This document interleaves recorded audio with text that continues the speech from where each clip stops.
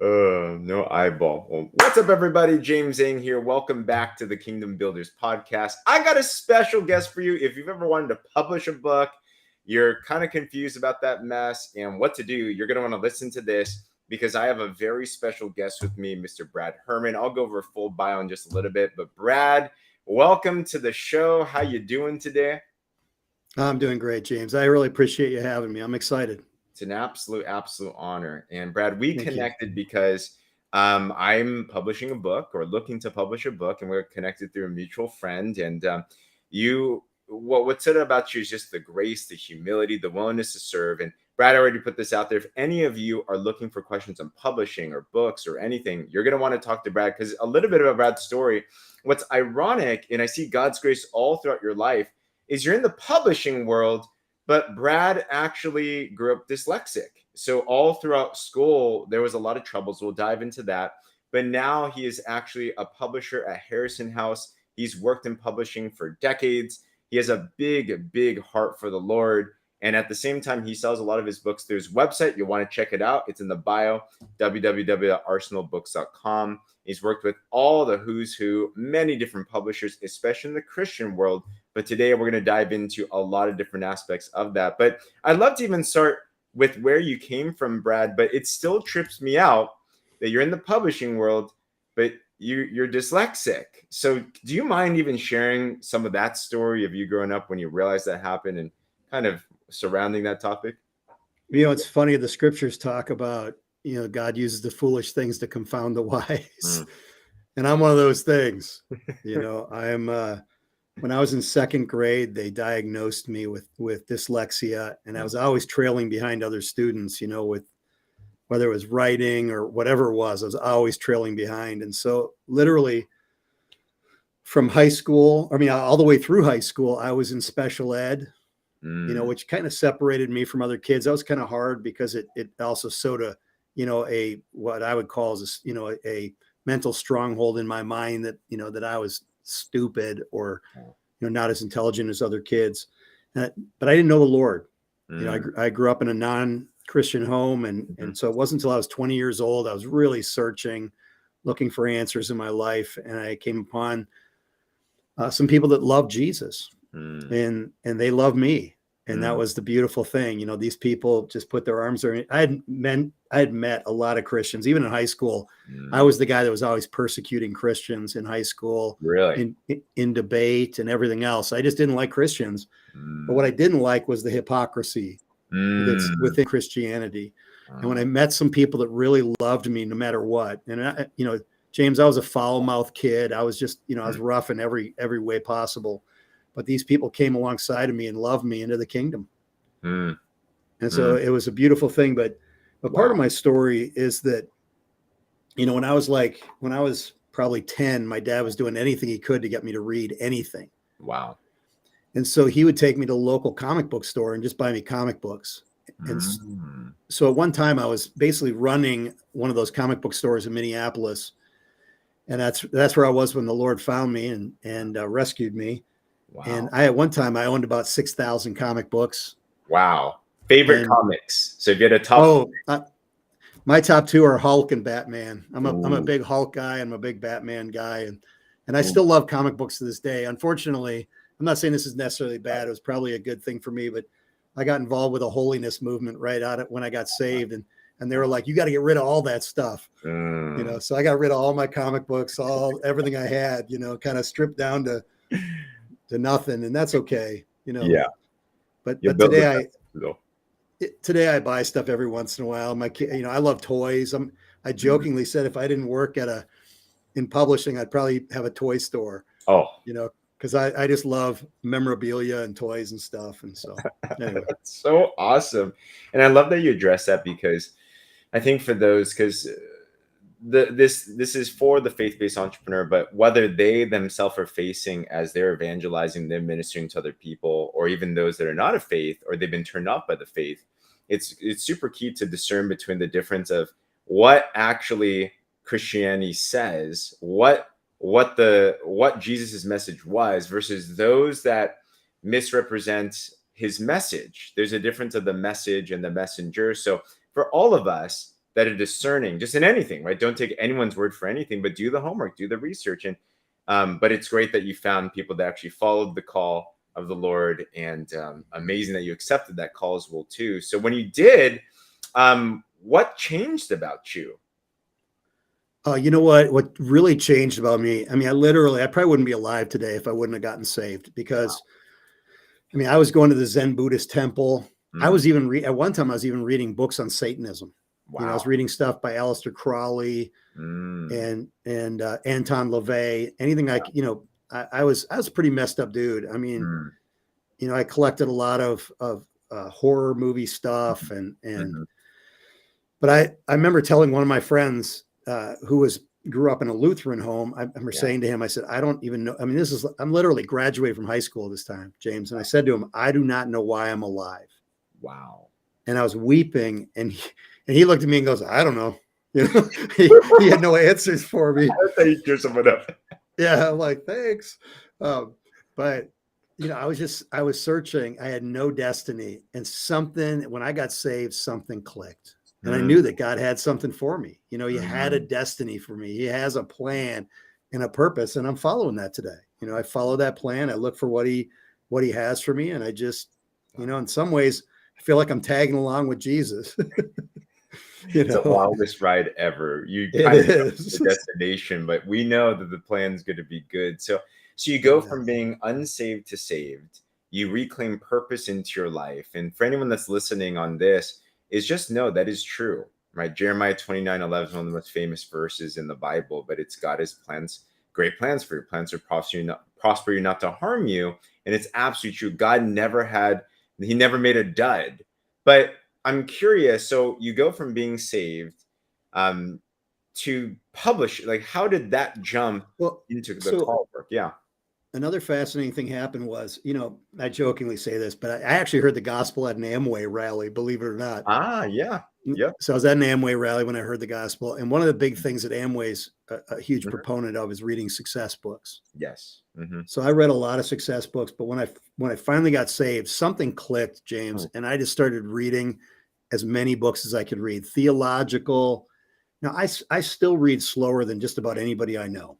You yeah. know, I have a very slow cadence, and I don't remember probably as much as most people remember out of what they read, but I read every day. I read in the Wow. morning, I read at night, I read in the middle of the day. Well, now I read because of what I do for a living, but I read all the time. And I ended up going to Bible school in Colorado Springs and Mm, graduating, and ended up on staff at a local church, wow. and figured out that the local church wasn't what I was supposed to do as Mm, a vocation. hmm. And Hmm. so I quit, and I didn't know what I was going to do. Mm, Uh, but I'd received a word one day, and I always have loved business. I've always loved reading business books. hmm. And I have my brother he's 16 years older than me, and he's a retired multimillionaire, very successful, and he'd feed me books all the time. But I was at the church one day, and there's a gal by the name of Cindy Jacobs. I don't know if you ever heard Hmm. of her, but Yeah. Cindy Jacobs says, Brad, God's calling you into the marketplace and into the ministry and the marketplace. And I thought, Mm, well, how's that going to happen? yeah. You know, so I actually quit working at that church, and I was just looking for a job outside of ministry, outside of the church. And Peter Wagner's ministry called me and said, we need someone to help run our publishing company. Mm, And I said, I don't know anything about publishing books. And they said, yeah, but we heard you really like books. So that's mhm. really how low the bar was, James. what they were really saying was, we're desperate and we need someone, you know. And thank God for that, you know, Wow. because it offered me an opportunity to. And I've said this many times, that Doris Wagner's still alive today, and if Mm, she was here, I'd tell her how grateful I am to them yeah. for opening the door for me to step into this. But Yeah. I basically, this is 1999, 2000. I just put my ear to the ground, and I Mm, learned everything I could about publishing, and I haven't stopped. wow. You Wow. know, so it's been an adventure. That's incredible. So the listener knows. So now at this point in your career, what are some of the things that you've done in your publishing career up until this point then? I've worked with best-selling authors. I've, you know, worked on some great projects. We just did a Christmas book that that we just sold 25,000 copies of, this last Christmas. It went crazy. And I mean, I've worked with some pretty neat people. Yeah. My number one author is a gentleman by the name of Rick Renner. I work with Andrew Womack. I've done stuff with Tim Sheets. I've done stuff with Dutch Sheets.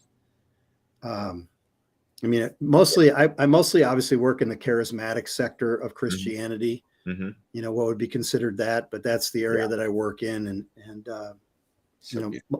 know the market in that realm. So big. And thanks for sharing that. So I want to dive into, so publishing. And I know this now, because I think a lot of entrepreneurs, like it's kind of one of those dreams for, I think anyone, like, it's like that feeling of, I want to write a book. That'd be so amazing. There's something about this clout of a book, and being an author, even a best-selling author, like these types of things. So what are some things that, let's say you're a brand new author, you're thinking about writing a book. What are some of the top things that you would even get them aware to in the very beginning of the publishing world, like writing books, like things that we should be aware of right now before we can dive into that? I think one of the key things that I would tell authors that are starting out is you need to know who your audience is. Who are you writing to? And when somebody tells me, well, this book's for everyone, usually means it's for no one. Right. You know what I mean? Because there's no book that's for everyone. There are some books. I mean, don't get me wrong. You got a book like Purpose Driven Life, or there's certain books that cross a lot of area. Yeah. But most books are written to a key audience, and you want to speak to that audience very clearly and make sure that the hard thing is sometimes I'll get around someone and they'll say, well, God told me to write X. And that's legitimate. I mean, if you're listening to God and he told you to write X, you got to write X. We want to be obedient. We want to follow him. Yeah. But I had this one author one day, he said, God told me to name my book this. And I said to him, I said, man, brother, God doesn't like your book very much. And I wasn't saying that, but I was kind of challenging them to say, I don't think what you want to title it means anything but to you. No one else is going to understand what this means. You're speaking a different language than your audience is understanding. Makes sense. And that's the other thing. I mean, I'm a huge proponent. I'm getting a little bit ahead of myself probably, but I'm a huge proponent on testing everything.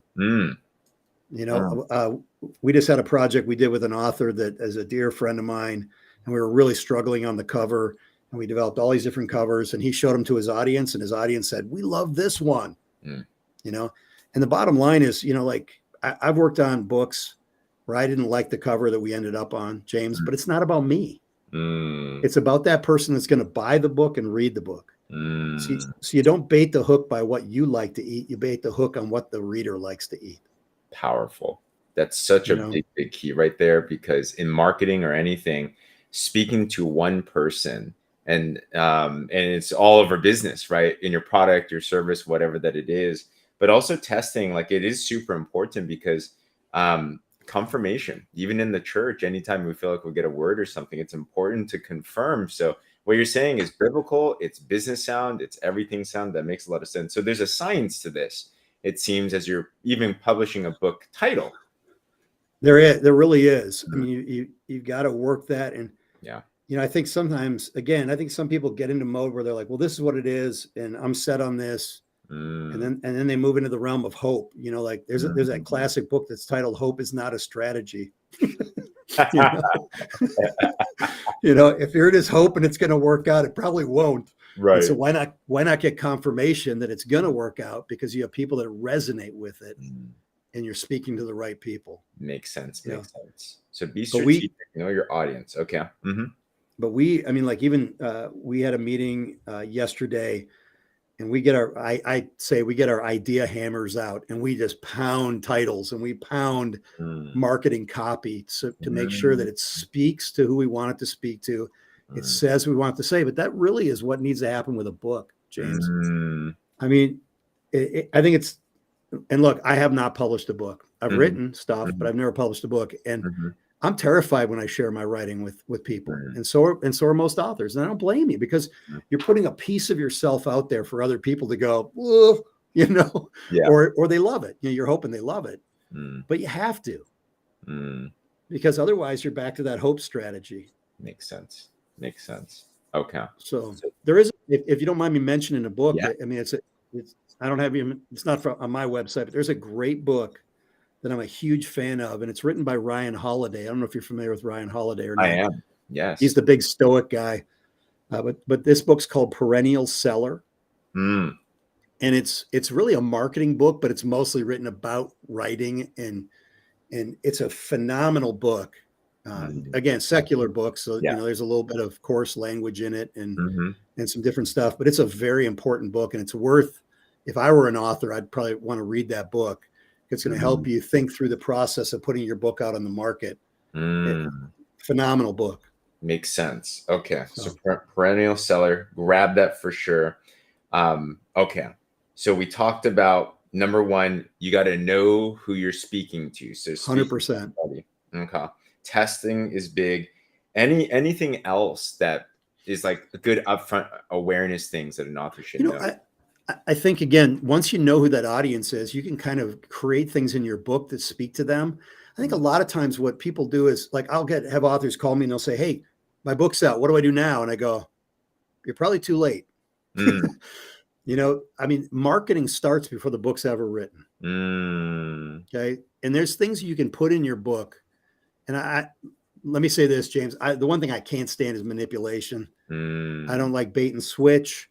I don't mm, like, when I see a book and the cover says one thing and the inside's different, and mm, they, like either the publisher or the author tried to make it appeal to more people by mm, misrepresenting. I hate that stuff. mm, But all that said, I do think there's certain things you can do to put in your book mm, ahead of time to mm, make it sell better. mm. What are You some of know, those things? I'm well, always. I think of you could let's say your book's on finding a mate. Mhm. Marrying the right person. Yeah. You could put a list in there of like the top 30 things that people are looking for in the other, the Yeah. opposite sex, the right person. Yeah. This is actually an idea. I didn't come Mm, up with this. So I'm taking this from Rob Eager. So I want to give Rob Eager mm, credit. And he's actually someone that your viewers may want to follow. mm. His name is Rob Eager, Eagar, Wow. and he has Wildfire Marketing. But Mm, Rob, he's big on putting things in a book, and then when you speak, you might say, "Hey, my book has these." Tim Sheets is somebody I work with on a mm, book on angels, and he mm. might say, "Hey, I have 10 keys in my book that show you how to activate angels in your life." I And you say that in a group of people, and it's like throwing chum into the waters to the sharks. mm. Again, not I don't want to manipulate. You got to Yeah. be able to deliver on what you're saying, Yeah. you know. But I think there's things you can put into your book on the front end that make your book more appealing on the back end. Makes total sense. Okay. You know, So it's marketing. And then what I love is I think a lot of times authors think it's okay, I just want to write the book. But it's Robert Kiyosaki said it in Rich Dad Poor Dad. I think it was in there or not, but he said, I'm not looking to be the best writing book necessarily. I'm looking to be the best selling book because that's getting your message out there and sales is a part of it. So I'm hearing this business lingo from you and it sounds like that sounds like even that's more of the importance to focus on when you're writing a book. Would you say that's the well, key or? I think that is. I mean, they need to think that way. I know again, even so much in the charismatic world, people will be like, "Well, God told me to write the book, and He'd sell it." And I'm thinking, brother, you might be in trouble because nobody can sell the book like the guy who wrote it. Mm, I mean, I'll tell you this, James. One of the publishing, I think I may have mentioned this when we had a conversation previously, mm, but Miles Monroe, mm-hmm, when he would write his books, and he published with Destiny Image early on, and he would preach a message for like a year, and he would hone that message and hone that message, and then he'd write the book, and then once the book was out, he would speak on that book for a year after everywhere he went. mm, And some mm, people get tired of that. You're like, oh, I'm so tired of this mhm. message. But in some ways it helps prime the pump. I have an author that's been speaking the message that he published almost 2 years ago. Wow. He published this message, and everywhere he goes, he preaches on it. And so it keeps Mm, a swell. And I mean, obviously I want to see sales, yeah.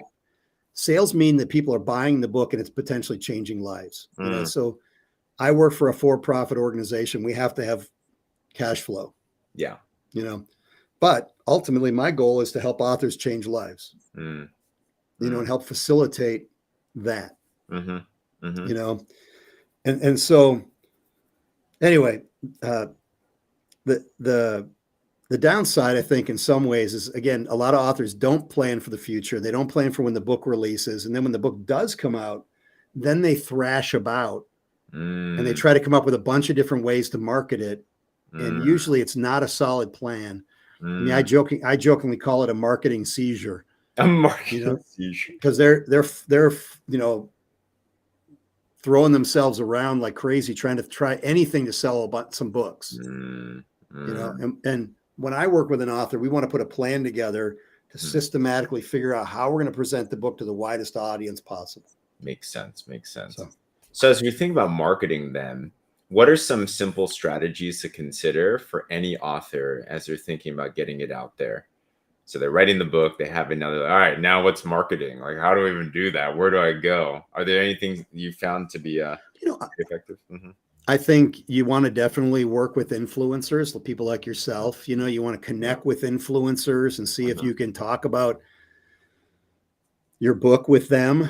I Mm-hmm. think there's doing a launch team. I love launch teams, you know, but that also, you know, assumes that you have people that want to help you launch your book, you know, but Mm-hmm. usually your friends will be a part of a launch team to Mm-hmm. get, you know, get it out there, talk about it, put pictures out there. I'm doing a launch team right now for David Winston out of Chicago. Mm-hmm. You know, we got people holding up pictures of his book, talking about his book. That's our goal, is to get more people talking about it, getting more reviews, that kind of stuff. But I mean, it's hard if you're starting from day one without a platform, Mm-hmm. because you have to build that platform. You know, Mm-hmm. you're building a platform, I'm building a platform. But if your book releases and you're like, huh, maybe I should build a platform, you might be a little too late. You know. Makes sense. Some people say in business, if you build it, they will come. And it's totally not true. It's the same thing with the book as well, too, is what you're saying. So you have to think. I got a whole page of notes on this. I hope if you're listening to this, you're taking lots of notes, because this is secrets from behind the scenes on what will get your message out there. And this works for books, for any message out there, but building the platform. So who are we going to connect with? Okay. All right. So sorry, I interrupted you. So launch No, team, you're influencers, platform, anything else? it really, again, and even with what I do at Harrison House, is I'm going to look at that author and I'm going to see where their strengths are. Mm, Where are their strengths and how can I accentuate those strengths? mm, And I think any author needs to look at that and say, where are my strengths? What do I mm, like to do? What, you know, who do I know? You know, mhm, that's the who do I know gets a little iffy, because it starts to feel a little bit like, you know, you're calling everybody and their brother, and people don't, you know, people are like, oh no, they're mhm, calling me, you know, talk about their book kind of thing. But you kind of got to call in favors, you mm, know, mm, and, mhm, you know, I helped you with this. I was just talking to a young guy yesterday who's got a massive platform, mm, and he wanted to wanted to do an interview with a well-known podcaster. mm, And that well-known podcaster just released a book. And I said, dude, you got a big platform. Invite mm. her onto your podcast, onto your thing, and she'll probably reciprocate. Makes sense. You know, it's a lot of give and take. It's a lot of back and forth. Makes sense. But I do think, I mean, some of this stuff isn't easy for a first-time author. I'm just going to say that. You know, you want to have an email list. You want Mhm, to be writing blogs. I mean, email list is probably the most important thing you can have, because mm, real nobody can steal that from you. You're mm. building your you're building your platform on your base. Yes. You know, instead of like, you know, at any point, YouTube can turn you off or Mm, Facebook can shut down your account. But mm. if you have your email list, it's your email list. Makes And sense. usually your email list is people that are saying, hey, I'm interested in what you're saying. Makes sense. You Makes sense. know, so they're already looking for content, and you just want to continually feed them that content. Okay. Gotcha. So email list, grab your platform. That's what I'm hearing. Just start now, right? So Start anybody, now. yeah, yeah, You know, just start grabbing and collecting. Uh-huh. and I think you got to talk about. I have a dear friend named Amy Calkins who self-published her book this last year on Mm, disappointment, and she went through. Her and her family went through a very dark season mm, of trauma and disappointment, and she wrote this beautiful book on the subject. But she writes about that subject, And it's a harder subject because, it's disappointment and trauma, but who hasn't had that? Yeah. So she's speaking to a lot where a lot of people are at. But as Mm. she continually speaks on it, and she got she's ghost written books for people at Bethel Oh, and wow. different places. And so she's a well-known writer.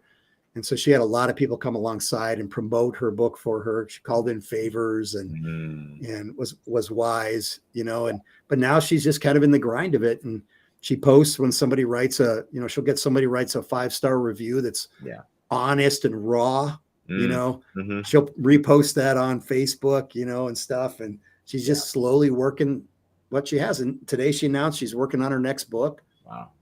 It's awesome, Yeah. And sometimes that's the next marketing thing to do, is to say, I have a new book coming out, and what's going to happen is going to raise the water level on the old book.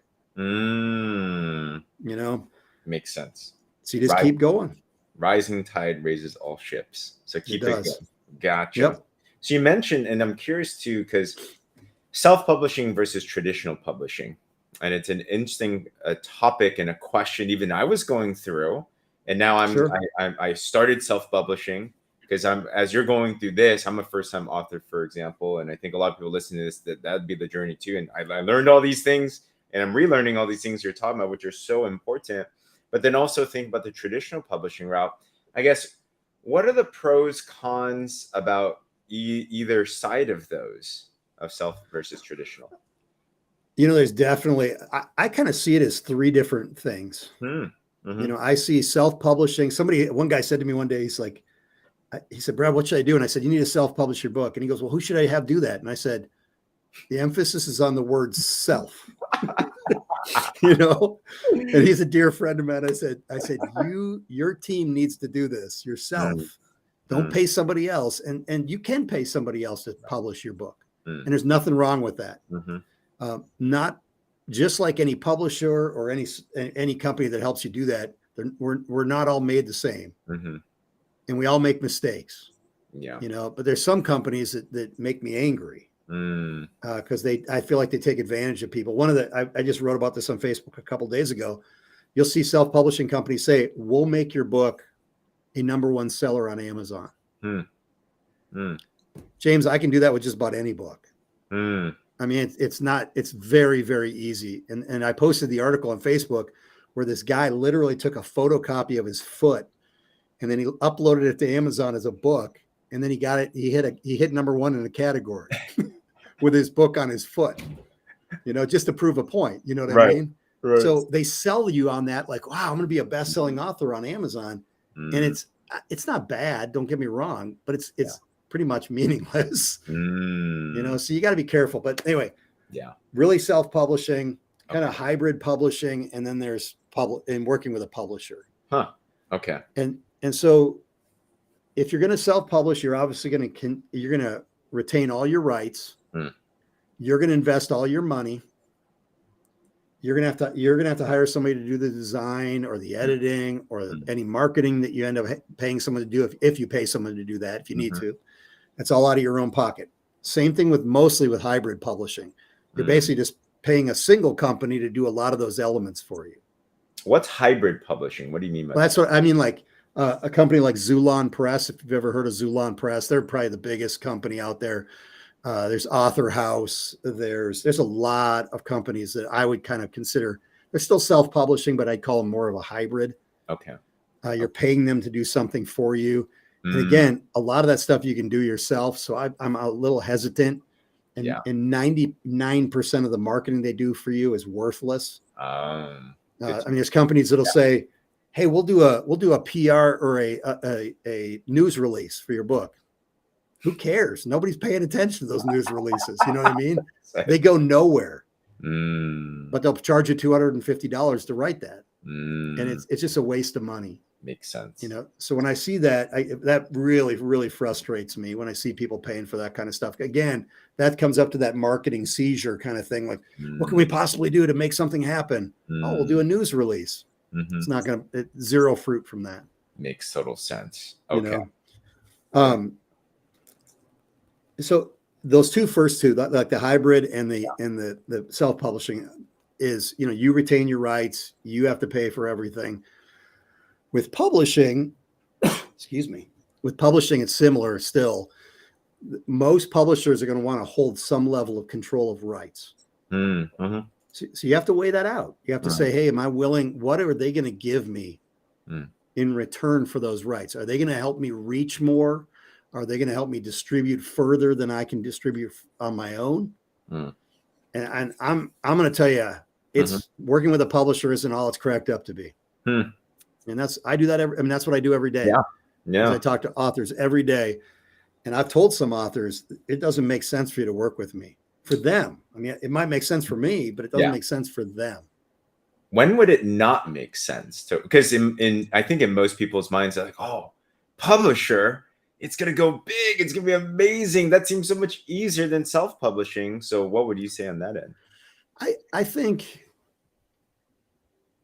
Well, I mean, if there's sometimes there's a bigger book buy involved. I mean, and that's true of what I'm doing. I'm looking at authors that can usually buy a certain size amount of books. And most of my authors are itinerant. So they're out speaking. And I know they're going to sell through books. I'm going to sell a bunch of books over here. They're going to sell books over here. So it doesn't make sense for everybody. Okay. In that realm. I mean, rights is a tricky issue. Who controls rights? And most publishers are saying, hey, we're investing money here. Yeah. And we don't want you to just go off and do this, with your book kind of thing. And so it's, I don't know if that answers what you're looking for, but so I guess if you're thinking about writing a book and then you're making that distinction of should I go self-publishing versus traditional publishing, even trying to seek out traditional publishing, what's some things that someone should consider then? So rights is one, it sounds like, but how do you make that decision? I guess. Well, I think again, one thing is platform. If your platform, is pretty small, most publishers can't. Like one of the things I say to authors all the time is, all I can do is amplify what you're already doing. I can amplify you into these different markets and do these different things. But if you're not saying anything, I've got nothing to amplify. Now, sometimes, and very rarely, can I build with them to develop something that we then can amplify. Yeah. But we definitely has to be in a building process. Okay. But I think, what's fascinating, James, is back in the day when I first got into publishing, authors wouldn't even write a book until they had a publisher. You know what I mean? I mean, they would say, I would have an author call me and say, hey, I'm gonna write a book on this. Do you guys want it? And I'd say, well, how soon are you gonna have it written? Well, I'm not gonna write it till you tell me you want it. Wow. They're like, and back then everything had an advance attached to it. Advance money that would come in. Today, that's not always feasible. Unless you have a very robust platform, and we can, as a for-profit organization, we can calculate that we're going to get a return on our investment. Makes sense. Kind of thing. Okay. And so I think, personally, I think people should just start writing first of all. Write all the time, write every day, write. Because if you're hoping to write someday, your book will never come out. That's the first thing. You want to have copious amount of written material. That's important. I think if you're not on the radar of a publisher, I think first just think self-publishing at first. I've seen books that have gone the self-publishing route and have sold so many copies that then they bumped into a publishing situation. Or the author on their second book bumps into a publishing situation because they saw the momentum that they were able to generate on the first book. Makes sense. Okay. That makes sense. Yeah. Okay. So start writing, write every day. I think about John Maxwell. He's written probably 80 plus books on leadership now. I lost count. And one of his daily habits is just get up. First thing he does is write. That's how you write a lot. So write a lot, start building your audience. And then, okay, so there's the cons of publishing, and there are many different ways to self-publish now. There's many, especially for business owners. There really are. Yeah, you can do a lot with an ebook, like lead magnets, like these types. Yeah, you can. You can just do an ebook. The crazy thing is, you can just release an audiobook. I mean, like I want to say it was, I can't remember if it was it was Jeffrey Gitomer, if I Mm, remember right. Like, mm, it was either Amazon or somebody paid Jeffrey Gitomer, and they didn't even release the physical book. They released an audio book, mm. and it was like they knew they were going to make their money back just on the audiobook sales. Wow. So it's a crazy world, and audiobooks are super important, by the way. We can talk about that later, but if you Mm, want, but mm. audiobooks are really the jam right now. Wow. So Okay. Well, let's get into audiobooks. So why are they the jam?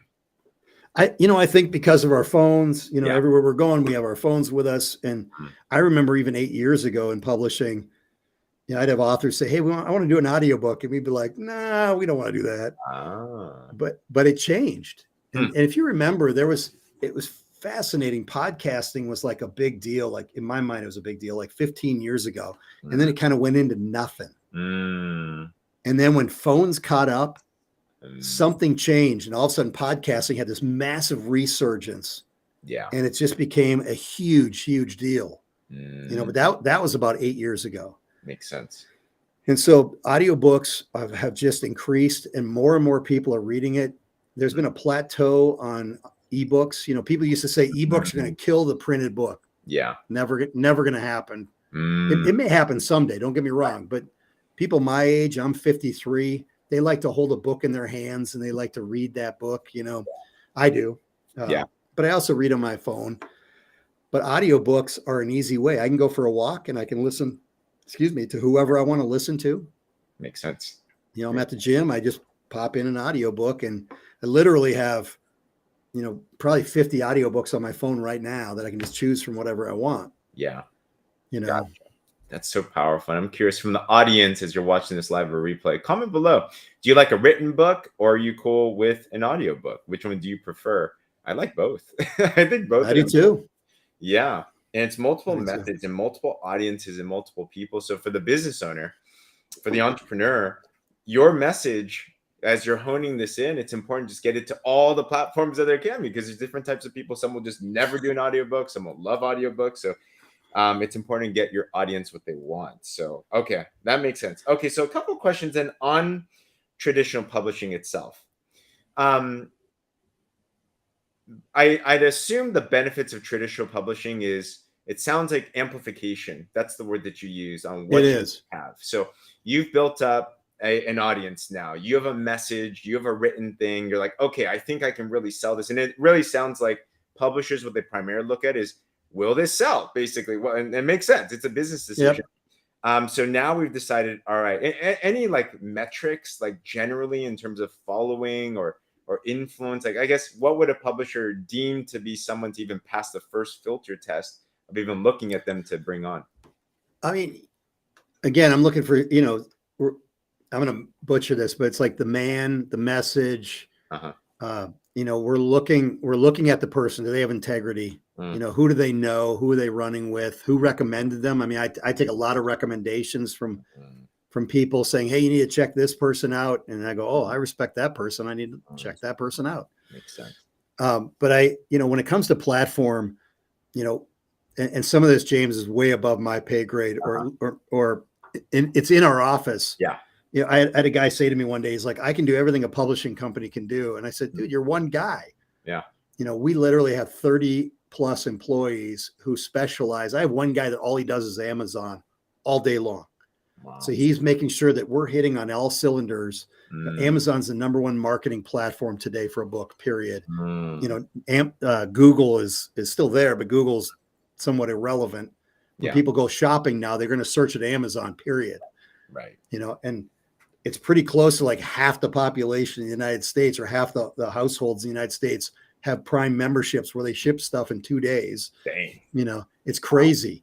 Wow. But anyway, so I have guys on the staff here that specialize in YouTube. They specialize in Facebook and social media. And so they're going to look at an author, and I mean, they're smart dudes, again, way smarter than me. I say, "Hey, this author's got like 600,000 followers." And they say, "But look at his interaction." I said, "His interaction's terrible." And they said, "I'll bet you he paid for some of those." Oh, makes sense. You pay for that, but they don't engage because they're not interested. They don't care. You know Right. what I mean? Makes And sense. so it's like, I'd rather have someone say, I have 2,000 people on my email list and those people are really excited to get stuff from me than Mm, someone to say, I have 10,000 and hardly anybody opens it. makes total sense. You Okay. know, see, you want to have engagement. You want to have, I have an author named Becca Greenwood Mm, who lives out in Colorado. And Becca writes, she's a wonderful human being and just a good writer. And, she'll put a little piece of her book on Facebook and say, hey, what do you guys think of this? And it's like, again, it's like a bunch of piranhas eating at her, mhm, what she just wrote. And they're like, we love this. How soon is your book coming out? And mm, so that's the kind of thing you want to be able to cultivate, is that kind of following. But we're going to look at that and yeah. say, does this person really have a following? Do they have engagement? Mm, Is this the right message? I mean, that's the other thing I'm looking for okay. is this person known for this? Mm, I mean, mm, like I might have an author like Tim Sheets, and I'll just use him because I mhm, know and love Tim, but Tim writes a lot about angels. mhm, Okay. And he might write about spiritual warfare. But if Tim came to me and said, Brad, I really want to write a book on dating, mm. I'd be like, okay, Tim, I love you and we can work on that book, but Yeah. it's going to not do well because Mm, your market's not looking for a dating book from you. They're looking for a book on spiritual warfare or on makes sense. angels or on reformation. Yeah. Does that make sense? Yeah, totally makes sense. So as the listener thinks, sees this and hears this, whether it's a book or marketing or anything, the biggest thing to think about as I'm catching from this is, who are you talking to, and start to build up a relationship and a following with them by serving them with your message, Yep, serving them with absolutely. everything, right? So start giving them Yep. different things. And then if you have a following, you can do anything, right? So in a book, if that's the goal, is definitely something that's a possibility. So, okay, so we have a following. We feel pretty good about it. We feel like we have a message that our people want. We feel like, all right, I'm going to go to a traditional publisher now. What should someone even look for in a publisher? How do you even decide that? So Yeah. there's a book. I'm trying to think of the name of it now, but okay, again, I work in the Christian realm. So there's a book called The Christian Writer's Market Guide. Hmm. Comes out every year. So there's a 2023 edition. Don't buy the 2023 edition, buy the 2022 edition and you'll get it for like $8, Mm, because it's not enough that changes between those 2 years gotcha. that really, you know, It's like but textbook. it's a good writer's market guide. It tells about what those publishers are looking for. Wow. When I was working for Destiny Image or even Harrison House, I'll have people call me and say, hey, I want to publish a book with you. And I can tell right away they didn't do any research on what our distinctives were as a publisher, because not every mm, publisher is the same. Not every mhm, publisher is good at, I mean, I have some children's books mhm, that we publish, and I feel like we've done decently with them, but that's not our overarching strength. mm, So the authors that I've done adult nonfiction books with, when they've mhm. brought children's books, I'll do them with them, but Yeah. they got to know that I'm just not real. Our team isn't super strong in that. Gotcha. Gotcha. If that makes sense. Yes. Could you And say so the it's book more? no The Christian the Christian Writers Market Guide. Writers Market Guide. Okay, got And it. I'll guarantee you there's got to be like a secular, another like the Writers Market Guide or Makes something sense. that's like all publishers, Makes sense. business and other things like that would tell what they're looking for. Got it. And Got it gives contact information. It's hard because if if you're looking for a publisher, a lot of times you'll reach out to a publisher and they'll say, hey, you need to have an agent. it. And then you Mm. go to the agent and they're like, well, are you published yet? And I'm like, this is a vicious, circular no-win situation. I actually don't like working with agents very much. Uh-huh. And that's a Yeah. whole other subject. But anyway, Yeah. sometimes agents are good for you because they can help an author come alongside author and help them hone their message, Got it. figure out who they've written to. Mm. There's a lot of good things that can come from an agent. They're almost like a coach, a book coach, and then they Uh, help you negotiate a contract with a publisher. Makes sense. Makes sense. Is it So, weird to, is it hard to work with an agent because they're negotiating on behalf of the yeah, author? I don't mind a negotiating Yeah. part. Sometimes they, and again, if you asked an agent, James, just for full disclosure, if you asked an agent, they'd be like, all publishers are the same. They da da da da da. But Yeah. my issue is, I've had so many agents say, we're going to get X, we're going to do X for this book, Mm. And then when the book comes out, the agent's nowhere to be found and X never happens. You know, I worked on a book and they said, we're going to get this well-known radio broadcaster to do an interview. Mm-hmm. And they're like, and I'm like, okay, let's do it. And then when it came around, they were like crickets, you know, when I would reach out about that radio thing. And so again, no agent's perfect, no publisher's perfect. Right. You know what I mean? I mean, we got to have grace for one another and walk and do the best we can to get the message out. Absolutely. Absolutely. So be mindful, do your homework. People are people, but know what your message is, know what you need, know what you want to do. The other thing I think you can do is also, like, I think I would be hesitant to work with a publisher or even a self-publishing or hybrid publishing company without talking to some other people that have worked with them. Get references. You know, there was a company years ago named Tate Publishing out of Oklahoma. And the owners of Tate almost went to prison. Wow. Because, you know, they were a Christian publishing, you know, like a hybrid self-publishing company. And they almost went to prison because they overpromised and way under-delivered on a lot of things. Wow. And you can't do that stuff. You know what I mean? If you're going to be in business and you say you're going to do X, you got to do X. Yeah. You got to have integrity. And so I think that there's a lot of companies that'll just burn a bridge and move to the next person. I think it's important to ask those questions. Are these guys reputable? You know? Makes sense. Okay. So. Gotcha. So much, guys. This is one of those that, especially if you want to write a book, this is like the reference guide to knowing what to do, because it's a seemingly complicated world just because no one talks about this. But what we're talking about today with Brad, this is spot on. This will help you cut down so much time. So thank you so much for everything already. And Brad, I guess the last topic I'd love to touch bases on is where you see the future of publishing books, like this whole segment. It's interesting you mentioned ebook versus the book, right? So there's still definitely a lot of value in the written word just as a whole. Where do you see things going in the next 5, 10, 20 years now in this publishing space? Yeah, that's a great question. You know, I think that no one would have thought we would be where we are today. I mean, well, there's a couple people. I remember Dan Poynter, he's passed away, but I remember hearing Dan Poynter say, probably in like 2000, Dan said, he was saying in 2010, he said, in 2010, your local bookstore is going to have a printing press inside of it. And it's going to be, you know, like 1,000 square feet with a coffee shop. And you're going to be able to go in there and say, hey, I want this book. And they will print it right there for you. You know, we're not there yet, but I still think that's coming. I think that the technology is there to print a book on demand. Wow. I mean, James, I remember when I was getting what was called print on demand books back in 2000, and they were terrible. I mean, they looked terrible. They were all wrinkly. Oh, man. I mean, they looked really, really bad. And back then in the year 2000, you had to work with someone to publish your books because there were no options to print one book at a time. You know, one of my mentors published a book on marriage, and he said, hey, I'm going to print 6,000 copies of my book. And I was like, dude, whoa, what are you doing? And he's like, why wouldn't I do it? And I said, you don't even know if you can sell 10 copies of your book. I said, the technology is there today for you to print one at a time. Excuse me. So you can test a book.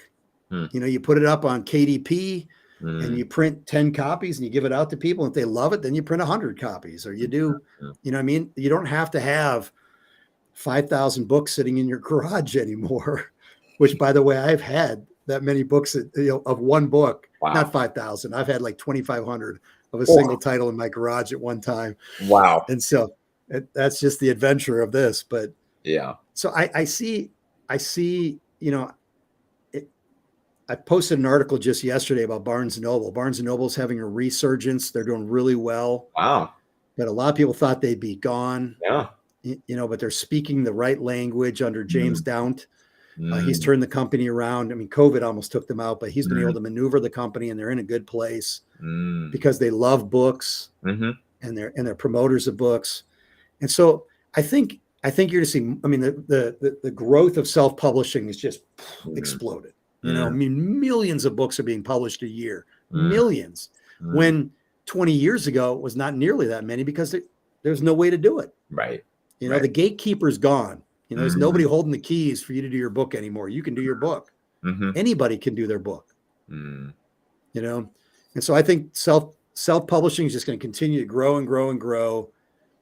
Publishing, working with a publisher, probably gets smaller. Mm. You Mm. know, it'll Yeah. probably get smaller, and that all depends also on the realm of, you know, bookstores. If bookstores, Yeah. you know, I used to be able to say that you know, we could put your book on 1,000 bookstore shelves. You know, 600 of those stores are gone. Mm. You know, Makes we sense. can still put it on a lot of shelves, but the question is that the right place to even put it today? Mm. You know, Amazon's really the key. I think they say like 50% of books that sell on Amazon. Wow. You Wow. know? Makes sense. So Okay. anyway, I'm not Yeah. sure if that answered your It question. does. It does. And I guess as we're rounding off towards the end, what do you think? Okay, there's a sea of books. There's a sea of stuff. I believe for the faith-based entrepreneur, if they're considering writing a book, not only just to be marketable, not only just to stand out, but in terms of the going back to the message itself, when you have a sea of stuff, I imagine like an ocean with a whole bunch of pollution in it. It goes on shore and it leaves behind a lot of trash, you know? So I'd expect there's a lot of junk out there in the A publishing lot of world, junk. right? So I guess what would you say to the faith-based entrepreneur if they're considering writing a book? What are things that we need to consider, maybe that we should be responsible for or aware of as we're even thinking about bringing a message to the marketplace? Well, I think it's writing a book that's on God's heart first and foremost. Write something that's on God's heart. I do think someone, you know, one day someone said, "Do we need another book on the subject of X?" And I said, "Yeah, because your voice reaches a certain audience, and they will resonate with that X Yeah. idea from you." But at the same rate, one day I was talking to an author, and I said, "Hey, what's your next book on?" He goes, "Oh, it's a book on healing." And I said, "Oh, tell me more. Tell me more what it's about." And he goes, "Oh, it's just like every other book on healing." And I was like, "Oh, you know." I'm like, I can't sell every book on healing or every other book on healing. I need your distinctive voice and your distinctive piece. And I think it's finding that thing. If your book's just like every other book on the market, it's not going to rise. You know, you got to find the thing that makes your book stand out among all the rest of the books. And back to that book that I mentioned earlier, Perennial Seller, he talks about that. He talks a lot about creating something that's worth sharing. If you think it's just okay, don't share it. But if you think it's going to change lives, and that's, you know, that's the other thing, back to the whole marketing thing where they're like, well, I just don't want to be, you know, over market my book. Man, if you think it's going to change lives, beat that drum until everybody's tired of hearing it. You know, beat that drum. Makes sense. And so I think creating something that's worth sharing is really important, and you need to be happy with it, and other people need to resonate with it. Yeah. So makes total sense. Oh my gosh, Brad. Well, as we're ending this, guys, this is something you're going to want to re-listen to. There's so many nuggets of wisdom and truth in this, and especially for the faith-based entrepreneur to get our message out there to elevate God's kingdom. It's so crucial that we have what's on God's heart. Is it on your heart? And to remain authentic with who you are, because God designed each of us a certain way. And that's what I got a lot from this conversation, Brad, that you got to decide, who are you speaking to? Who are you? And then just be bold in that. And if it's in God's will, it's going to spread to the right people. And that's what matters. So I so appreciate that, guys. If you're not connected with Brad, follow him on his Facebook. Follow him. He has a website as well, too, with arsenalbooks.com. And Brad, any questions that anyone has for Brad, just reach out. He is so awesome and a wealth of information and a bunch of fun as well, too. He's super approachable. So, Brad, thank you so much for your time today. I know you're blessing many, many lives, but do you mind ending us with a quick prayer? Absolutely. I'd be honored to. Awesome. Father, I thank you for the written word. I thank you for how books change lives. Lord, I pray for an impartation over those entrepreneurs, over those writers who are listening to this video, this podcast right now. We pray for an impartation of writing, that, Lord, they would capture your heart. They would capture your anointing to put down into words. And that, Lord, those words would go out and touch lives. Father, I pray that they wouldn't be overwhelmed. I know there's a lot that we shared today that could overwhelm. And so I just pray that they would have peace in the midst of the process and that they would have resources. Lord, bring people alongside to underwrite financially, to help with wisdom, Lord, and to help with favor and pushing projects forward, Lord. I just thank you, Lord, for this opportunity. And I pray that, God, many books would come forth for your kingdom Yes. and to touch lives. And I just pray this in Jesus' name. Amen. Amen. Thank you so much, Brad. Once again, Kingdom Builders, continue to go out there. And if you're not subscribed to this, subscribe to this. The podcast, the Kingdom Builders podcast, is committed to you to helping provide biblical wisdom, success tips, and practical knowledge to help you expand your influence so ultimately we can elevate God's kingdom. To God be the glory. God bless. Have a great day. Talk soon.